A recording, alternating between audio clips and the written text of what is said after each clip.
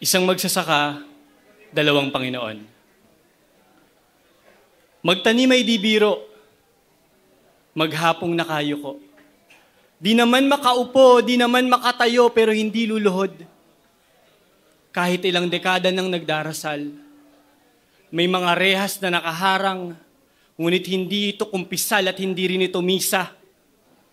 Kahit ang lahat ay nakaangat ng mga kamay. Kahit ang nobinay para sa mga nasa itaas. At ang sumisigaw sa harap ay malayo sa pastor, ngunit mas malapit sa langit. At sa mga pangil na dekalabit.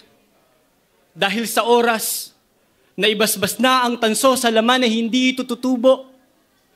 Bagkus, tutulo, na animoy gripong dinidiligan. Silang mga nagtatanim ngunit walang gatang sa kaldero ng Diyos. Ang tunay na reforma sa lupa ay isang propesiyang hindi matupad-tupad tugon. Silang mga nagtatanim ngunit walang aanihin kundi butil ng baril.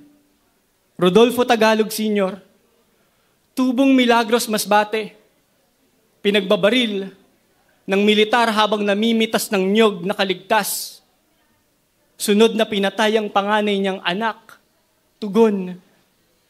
Silang mga nagtatanim ngunit walang aanihin kundi butil ng baril. Renato Anglao, leader ng mga lumad sa Bukidnon, na lumalaban para sa 300 ektarang lupaing ninunong inaagaw upang gawing plantasyon binaril ng mga hindi pa nakikilalang lalaki habang pauwi kapiling ng kanyang asawa at anak.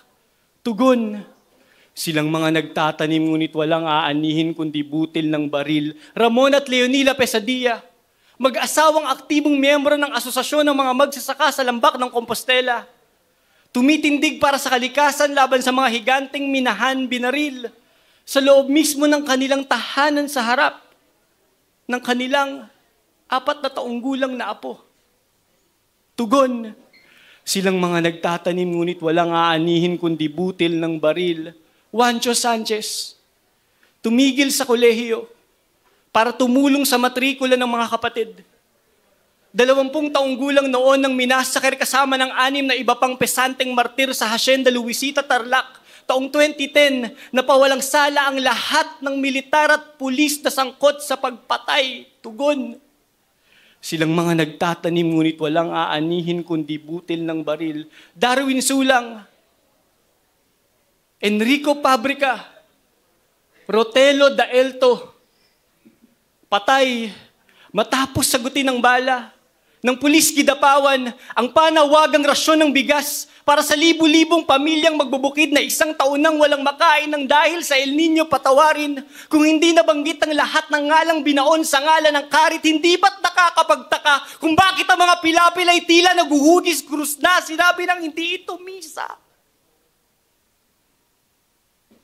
Pero magpapatuloy ang pag-angat ng mga kamay.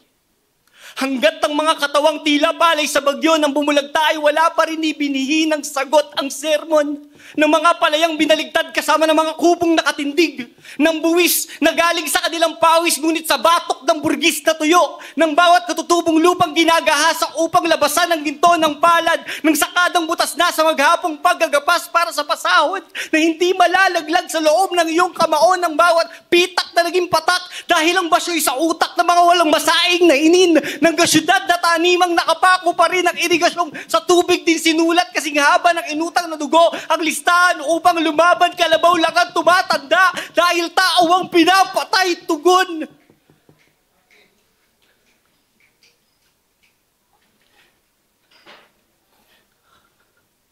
kung 3 beses kayong nakakakain ng ostya sa isang araw,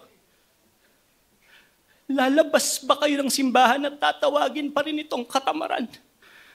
Walang tugon. Isang mabuting balita mula sa sinong Panginoon. Isang nasa langit at isang Panginoong may lupa na noon. Pamay sinasamba na ng gobyernong deboto ng poon. Ng mga hasyenderong tingin sa sirit ng dugo ng mga magsasakay, ambon, isang magsasaka, 2 dasal, isang ama namin at ang paulit-ulit na panalangin para magkaalmusal. Sa lupang guhit nila sa kamay ang kinagis ng ina. Ama, kapatid, Anak, kapag ang magsasaka umiyak, hindi ito dahil sa pag-ibig, kundi dahil sa lupang nagpapakain sa ating bibig.